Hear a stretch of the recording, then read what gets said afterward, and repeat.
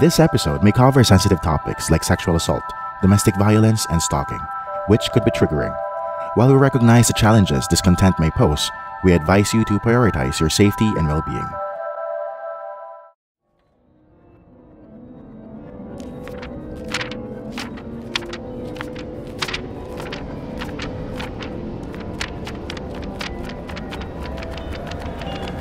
The Book of Bad Ideas.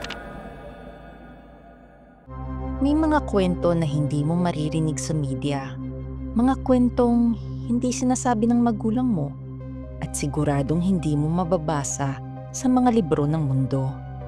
Ito ang mga lihim na tinatago ng bawat pamilya, mga kasalanang kinubli ng reliyon, mga desisyong akala mo maliit lang, pero ngayon pinagsisihan mo na.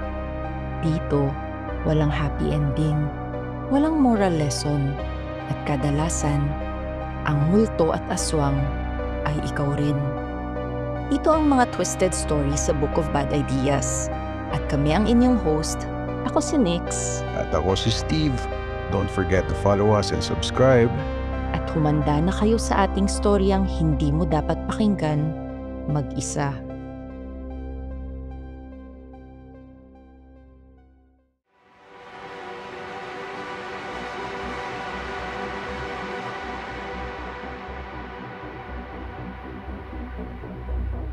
Sa labas ng mansyon ni Fixer, may isang vigilanteng nagwawala.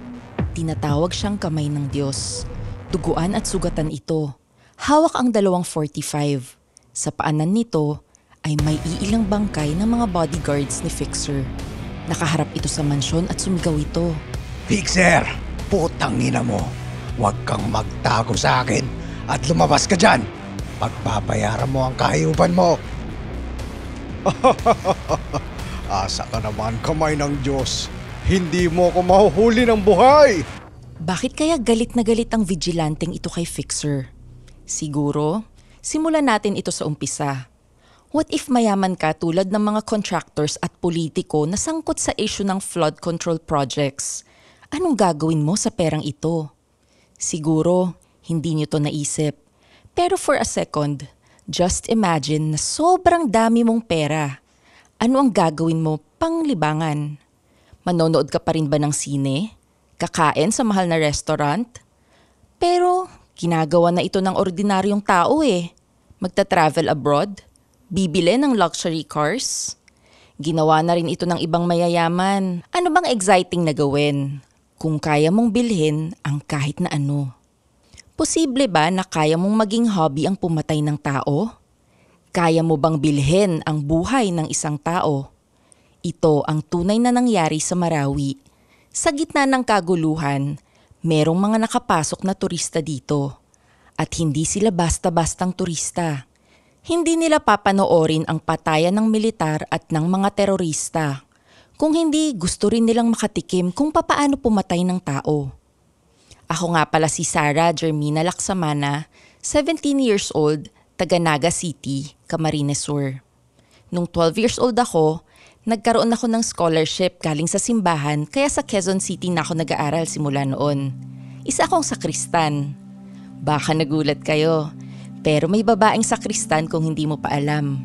At dahil sa pagsasakristan ko, dito ko nakilala ang kamay ng Diyos. Isang vigilante na kinakatakutan ng lahat. Magaling siyang mag-imbestiga at nasosolve niya ang mga kasong hindi kaya ng pulis. Hindi lang din siya magaling na imbestigador, pero magaling ding itong manghuli at pumatay ng kriminal. Kwento nga sa akin dati, napalibutan ang kamay ng Diyos ng 5 tao, pero napatay niya lahat ito gamit ang kanyang mga kamay. Noong 14 years old ako, kinausap ako ng parish priest ng Baclaran na si Father Remus Baldonaza. Napapansin niya daw na masipag at matalino ako. Dedikado daw ako sa pagiging sakristan ng simbahan. Tinanong ako nito, what if pwede mong matulungan ng mga Pilipino hindi lang sa pagdarasal? Paano kung kaya mong parusahan ang mga taong umaabuso sa pagmamahal na binibigay ng Diyos? Sa mura kong edad, hindi ako tanga sa mga nangyayari sa lipunan. Maraming mga tao ang nagkakasala at nagkukumpisal. Pagkatapos, ay magkakasala ulit at mangungumpisal ulit. Tila hindi talaga repentant sa kanilang mga kasalanan at paulit-ulit lang sa kanilang ginagawa. Hindi tama ito. Kaya sinagot ko si Father Remus na oo, gusto kong parusahan ang mga taong ito. Dito na niya ako sinama at isinali sa mga sikretong sakristan ng Kamay ng Diyos. Si Father Remus pala ang mentor ng Kamay ng Diyos. Hindi lang pala ako nag-iisang sakristan na tumutulong sa Kamay ng Diyos. Ang primary purpose namin ay tulungan ng Kamay ng Diyos sa mga operasyon niya. Kadalasan, bilang espiya, lalo na sa mga target nito. Sino ba naman ang mag-aakala ng inosenteng mga bata ay parte ng isang vigilante group? Mahirap paniwalaan, 'di ba? Kaya very effective kami. Minsan naman ay assistant din kami ng Kamay ng Diyos o ni Father Remus. Ngayong gabi, nandito kami sa isang secret bar sa BGC. Hindi ito basta-bastang bar. Exclusive ito para sa mayayaman. May secret entrance din ito sa likod ng 7-Eleven. Nakasuot ako ng dress at may kaiksian ito para makita ang aking legs. Kadate ko kasi ang isang congressman na si Kong Mario Kerubin. Yes, mahilig si Kong sa minor de edad at ako talaga ang tipo niya. Kumain kami at uminom ng konti. Madaldal din itong si Kong Mario. Kwento niya, isa daw sa hindi niya makakalimutang experience ay ang bakasyon niya sa Marawi. At nangyari ito noong May 2017. Sa gitna ng Marawi siege, kung saan sinalakay at sinakop ng teroristang grupo na maute ang syudad. Mga fanatics ang mga ito at kabilang sa ISIS. Nagulat ako sa kwento ni Kong. Tanong ko, anong ginawa niyo doon? Sagot nito, di ano pa nga ba? Para maging turista. Hindi ko magets ang sinabi niya. Kaya kunento niya ito. May isang lalaki daw na nag-offer sa kanila ng tourism sa Marawi. 20 million pesos daw ang package. Kasama sa package ang training sa sniper rifle. Kasama na rin daw ang security group para protektado ka sa gitna ng giyera. At only sniping daw ng mga taong gusto mong patayin sa Marawi siege. Wala silang pakialam kung mapatay mo ay isang sibilyan, militar o terorista. At ang best part daw nun, wala nitong makakaalam. Wala namang nag-iimbestiga sa mga namatay sa giyera, 'di ba? Ang ganda rin daw ng suot nila. Naka-press uniform sila. Bulletproof vest at helmet na may nakalagay na press. Kaya walang magsususpecha sa modus nila. Sinama pa daw ni Kong ang kanyang pamangkin para sa bakasyon na ito sa Marawi. 15 daw ang napatay niya sa 3 araw na bakasyon.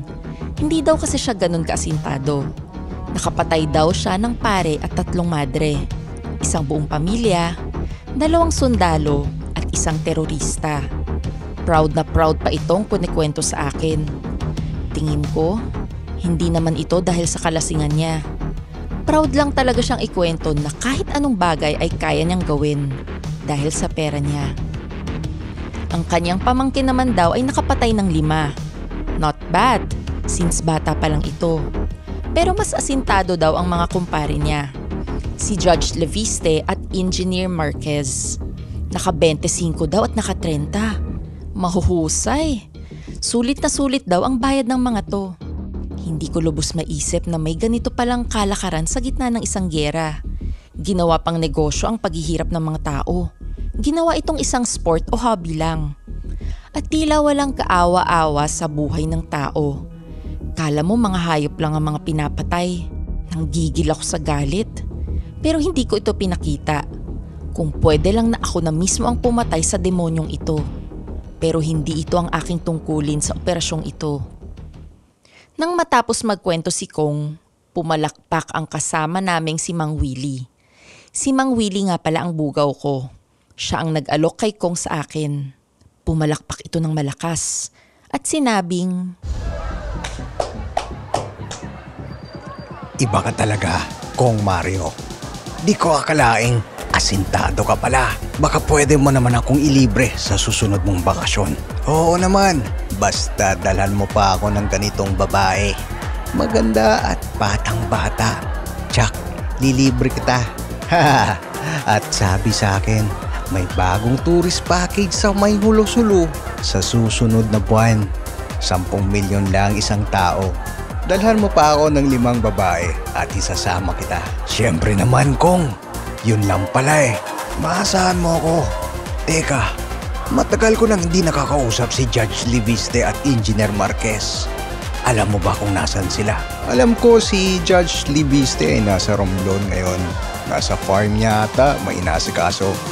Si Engineer Marquez naman ay nagtatago. Alam mo naman, mainit na mainit ang DPWH projects ngayon. Ayaw magpahuli at baka malabas pa siya sa Senado. Kaya yun, nagtatago dun sa may townhouse niya sa may San Pablo. Malamang dun lang siya. Yan lang ang gusto kong marinig sa inyo, Kong. Huwag kang mag-alala. Ako ang bahala sa dalawang yun. Di ko nga pala nasabi. Pulpul ka din umasinta. Biruin mo, 3 araw ka sa Marawi. At 15 lang ang napatay mo. Kung ako yun, baka naubos ko ang lahat ng terorista. Isang bala, isang tao. Walang balang nasayang. Aba, bastos ka ding hayop ka ano? Gusto mo bang makatkim ngayong gabi? Tinawag ni Kong ang kaniyang bodyguard at hinihingi ang baril nito. Pero bago pa sila makabunot, bumunot si Mang Willie ng 45 nito at nagpaputok ng 2 beses. Bumagsak si Kong at ang bodyguard niya. Pareho silang may tama ng bala sa noo. Lumapit si Mang Willie sa bangkay ni Kong Mario at binuroan ito. Pweh, sabi ko sa iyo, Kong, asintado ako. Nag-aya naman si Mang Willie na umalis na kami dahil alam na niya kung nasaan ang mga kasamang turista ni Kong sa Marawi. Hindi ko nga pala nabanggit na ang aking bugaw ay ang kamay ng Diyos. Nag-undercover kami para matiktikan si Kong at ang mga kasama niya. Umalis na kami ng bar at habang bumabiyahe, hindi ko mapigilang makaramdam ng inggit. Kung ako yun, uubusin ko ang magazine sa ulo ni Kong Mario. Na-shock siguro kayo sa kwento ni Kong Mario at ang sniping tourism na ginawa nila sa Marawi. Pero hindi ito ang unang beses na may gumawa ng ganitong negosyo. Kinopya lang natin to. Ginawa na ito dati ng mga Russian millionaires sa Sarajevo sa Bosnia. During Bosnia War, pati na sa Afghanistan. Malamang, may ganitong tourism din sa Ukraine War at sa Israeli War sa Gaza. Sadyang maraming demonyo sa mundong ito. Hindi lang sa impyerno ang mga demonyo, kundi sa lupa na nagpapanggap na tao.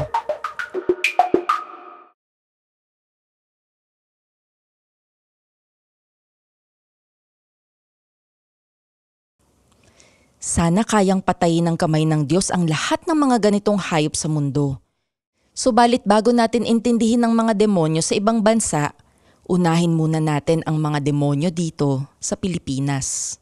Sa mga sumunod na linggo, sinamahan ko ang kamay ng Diyos patayin lahat ng mga turistang kasama sa Marawi Siege.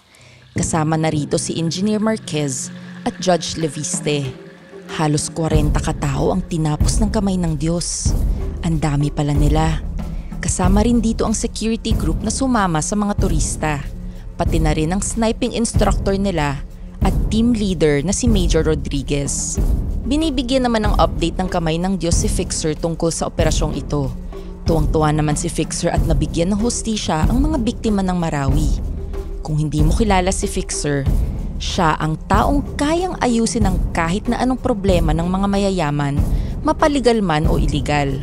Pero kadalasan, iligal ito. Ito ang trabaho niya. Malawak din ang organisasyon ni Fixer. Kalat sa buong bansa. As long as you have the right cash, anything is possible. Yan ang laging sinasabi niya. Pero paano nga ba tinutulungan ng isang vigilante ang isang criminal mastermind na ito? Naalala ko nung nakaraang buwan. Gabi na nun at konti na lang ang tao sa simbahan. May iilang nagdarasal sa Baclaran Church. Naglilinis ako nun at nasilayan ko na may isang malaking mama na nakasuot ng Amerikana at nakaluhod habang unti-unti itong lumalapit sa may altar. Mataimtim ang dasal nito. Parang may luha pa ngang pumapatak sa mata niya. Teka, parang pamilyar ang mukha niya. Nakita ko na siya dati sa mga operasyon kasama ang kamay ng Diyos. Medyo nabahala ako dahil baka isa itong kalaban ng kamay ng Diyos. Kaya agad kong tinawag si Father Remus na nasa likod ng simbahan. Pagkabalik namin sa may altar, sabi ni Father Remus, kilala daw niya ito. Ito daw si Fixer. Agad naman itong kinumprontan ni Father at tinanong kung anong pakay niya. Umiyak si Fixer at sinagot si Father. Father, patawarin mo ko at nagkasala ako. Hindi ko deserve mabuhay. Patayin niyo na lamang ako. Kala ni Father nung una, baka modus lang ito ni Fixer. Pero mukhang totoo talaga na nagre-repent itong si Fixer at nakumbinsi si Father na kaawaan ito. Pumunta sila sa confession box at matagal din silang nag-usap. Pagkalabas nila, umiiyak pa rin si Fixer. Tila inilabas nito ang lahat ng kasalanan niya. Tinawag naman ako ni Father at sinabihang tawagan ang kamay ng Diyos at papuntahin kagad sa Baclaran Church. Kaya agad kong ginawa ang sinabi ni Father. At makalipas ang 1 oras, dumating ang kamay ng Diyos. Nagulat ito at nakita si Fixer. Bumunot ito ng baril at tinutukan si Fixer. Lumuhod naman sa harap ng kamay ng Diyos si Fixer at sinabi nitong, Huwag mo akong tuluyan, kamay ng Diyos.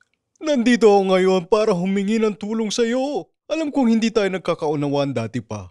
Pero pwede ba nating ipagsantabi muna yon at mag-usap tayo? Dahil ikaw lang ang taong pwedeng makatulong sa akin. Anak ng, anong iniiyak-yak mo dyan, Fixer? Tumayo ka at labanan ako. Di mo ako manloloko sa modus mo. Hindi tumayo si Fixer at niyakap pa ang mga paa ng kamay ng Diyos. Lumapit naman si Father Remus at sinabi sa vigilante na totoo ang sinasabi ni Fixer. Nakinig naman ang kamay ng Diyos kay Father Remus. Kaya umupo si Fixer at ang kamay ng Diyos at nag-usap ang dalawa. Kwento ni Fixer. Alam ko di ka naniniwala na may konsensya ang isang katulad ko. Pero di ko matiis pa ito. Alam mo siguro na aside sa pagiging fixer ko, madami rin akong negosyo.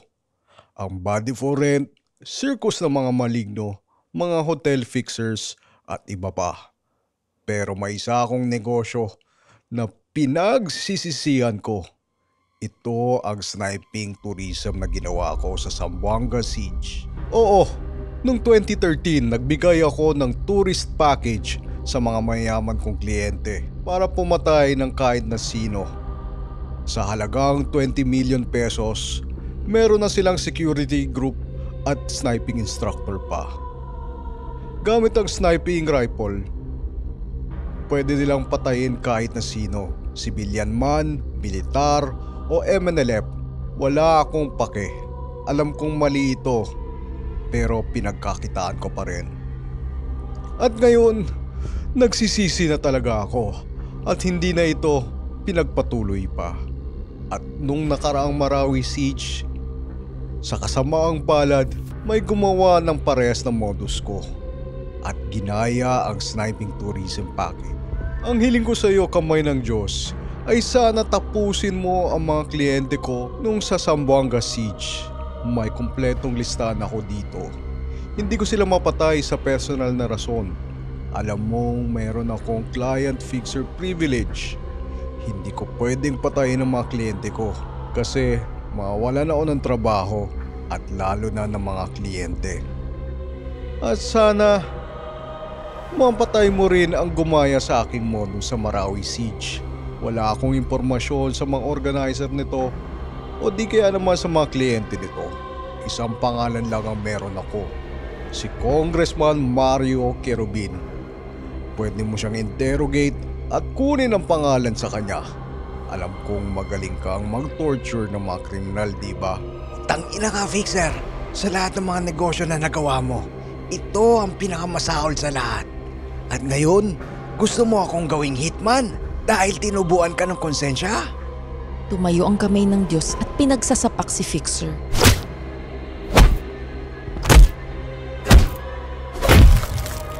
Hindi naman lumaban si Fixer at tinanggap ang bawat suntok at sipa ng vigilante. Pinigilan naman ni Father ang kamay ng Diyos at inawat ito. Medyo naawa din ang kamay ng Diyos sa ginawa niya kay Fixer. Nawalan na ito ng malay pero hawak pa rin ang listahan ng mga tao sa Zamboanga Siege.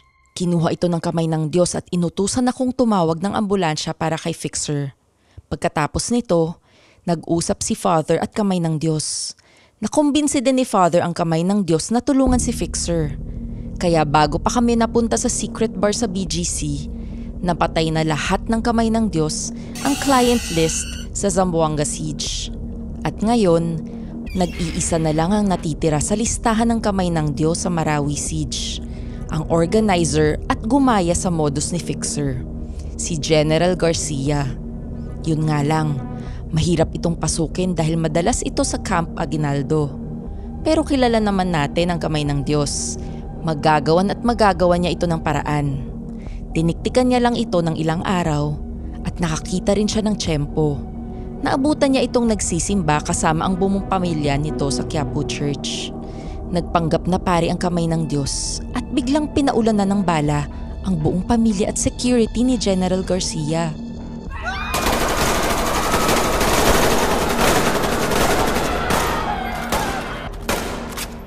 Pero hindi kaagad namatay si General Garcia, kaya nilapitan ito ng kamay ng Diyos. Tanong ni General Garcia, bakit siya binaril nito? Sagot ng kamay ng Diyos, ginaya raw niya kasi ang modus ni Fixer sa sniping tourism sa Marawi Siege. Tumawa naman si General Garcia. Sinabi nito sa kamay ng Diyos na napakatanga naman nito dahil hindi niya ginaya si Fixer. Sa totoo raw, kakumpetensya pa nga niya si Fixer sa Marawi Siege. Mas marami daw itong nakuhang turista. At gusto lang daw siyang ipapatay nito para walang kakumpetensya sa ganitong negosyo si Fixer. Matapos nito sabihin ng lahat, namatay na rin si General Garcia. Halos mabaliw ang kamay ng Diyos sa narinig niya. Ginamit lang siya talaga ni Fixer. Sabi ko na nga ba, hindi talaga dapat pagkatiwalaan tong si Fixer. Laging may modus ito. Galit na galit ang kamay ng Diyos at gustong atakihin ang mansyon ni Fixer sa Green Hills. Sabi ko naman sa kanya, tutulungan ko siya basta bigyan niya lang ako ng baril. Pero hindi niya daw ko isasama dahil delikado. Kaya nang gabing iyon, sinugod ng kamay ng Diyos ang mansyon ni Fixer. Wala siyang pake kahit gaano pa karami ang tauhan ni Fixer sa mansyong ito.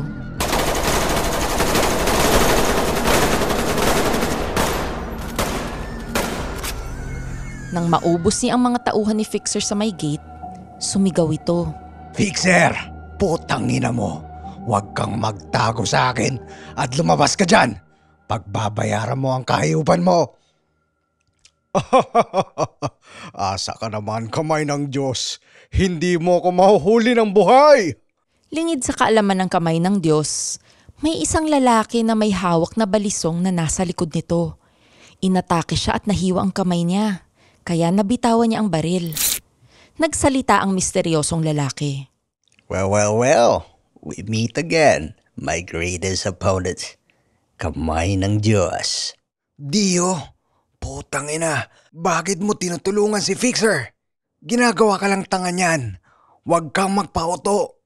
I'm not stupid. Remember, I'm one of the best serial killers out there. And I'm not doing this for the money. I'm doing it for the game. And I just want to play with you. Bigla namang lumabas si Fixer at kumaway paalis. Enjoy, kids! At maraming salamat uli sa iyo, kamay ng Diyos. Sumakay na si Fixer sa helicopter nito at umalis. Galit na galit ang kamay ng Diyos at gustong habulin pa si Fixer. Pero sinaksak niya muna ang tagiliran ni Dio. Hindi ito ang unang beses na nagkaharap ang kamay ng Diyos at si Dio. Last year, nagkaharap na rin sila nang maging birador ng mga parak si Dio. Pero patas lang ang laban na iyon. Parehas silang nakatakas. Pero ngayon, mukhang dehado ang kamay ng Diyos. Dahil may mga tama na ito. Naglaban ng dalawa. Ginamit din ng kamay ng Diyos ang secret technique ng Kali, ang bladed hands. Ang tinatawag niyang Imala Manos. Halos 5 minuto din silang nagpalit ng saksak at suntok.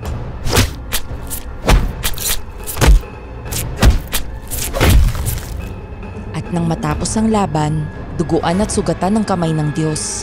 Iniwan naman ito ni Dio. Ayaw niyang mamatay ang kamay ng Diyos dahil gusto niya pa itong paglaruan ulit one day. Tumawag ito ng ambulansya at dinala sa ospital. Dito na namin nalaman na nasa ospital ang kamay ng Diyos, kaya agad kaming pumunta ni Father Remus. Nag-aagaw buhay na ang kamay ng Diyos. Ito na ba ang katapusan ng vigilanteng ito? Idol ko kasi ito at malaki ang respeto ko sa kanya. Hindi ito dapat mamatay.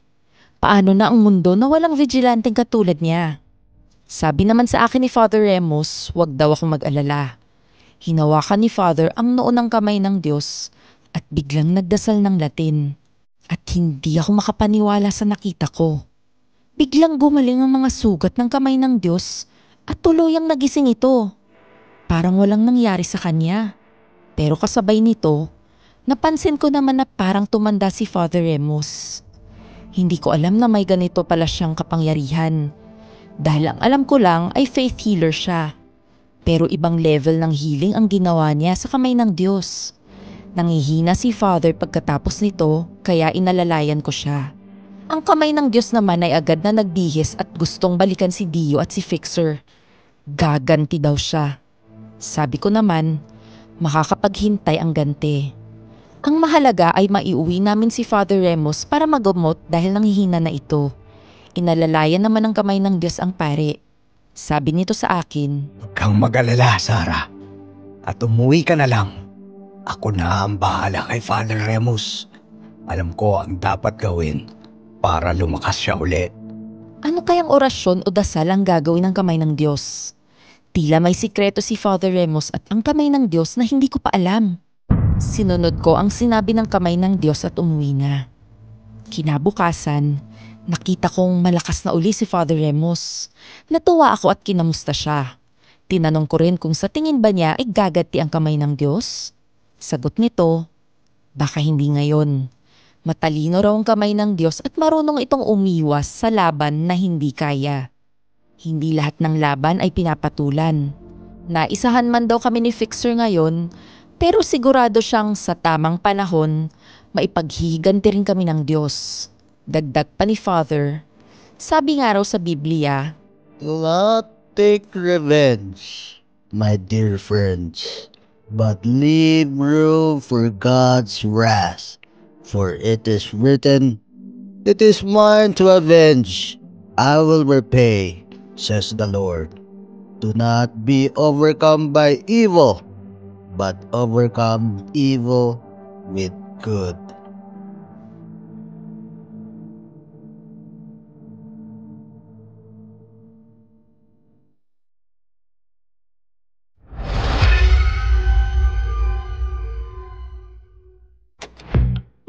The Pod Network Entertainment. This podcast may be based on true events with names, characters, and incidents that are either products of the creator's imagination or used fictitiously. Any similarity to real individuals or events is coincidental.